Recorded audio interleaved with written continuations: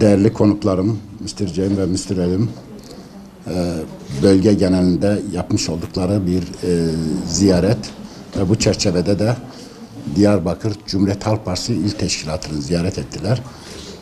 Kendilerine teşekkür ederim. Hoş geldin diyorum.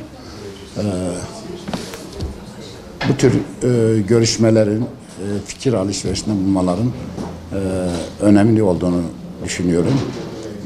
Bu anlamda daha bundan sonraki süreçte daha sık görüşeceğiz umuduyla. Kendilerine tekrar hoş geldin diyorum.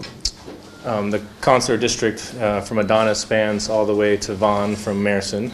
Bizim Adana Amerikan Konsolosluk bölgesi Mersin'den Van'a kadar uzanmakta. And as the political and economics officer, I thought it was important to meet with the various parties and civil society. Ve siyasi ve ekonomik işlerden sorumlu biri olarak da bölgede ziyaretlerde bulunup siyasi partileri ziyaret etmemin iyi olacağını düşündüm. And thank you very much for taking the time to meet with me today. Ve başkanıma da vakit ayırıp bizi kabul ettiklerinden dolayı teşekkür ediyorum. Started in Van, we're here now in Diyarbakır, and we're Daha önce de söylemiş olduğum gibi bölgede bir ziyarette bulunuyorum. Önce biz Van'a geçtik ve oradan da Diyarbakır'a geldik.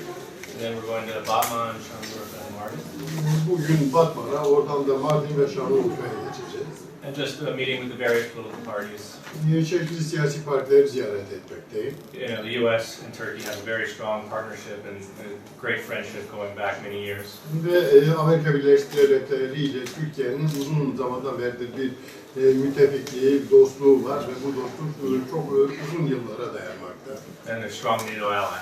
Ve aynı zamanda çok güçlü NATO müttefiklerle. That's basically we're also meeting with various NGOs and human rights organizations to talk women's issues.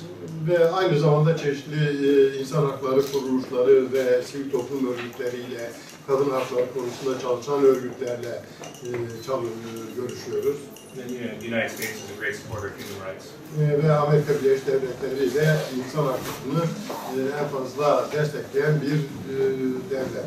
And we thankful for the hospitality and the opportunity to meet with CHP friends. Ve Sayın Başkanıma da bizi kabul ettiklerinden dolayı teşekkür ediyorum. Ve CHP yetkilileriyle görüşme fırsatı verdiklerinden dolayı müteşekkirim.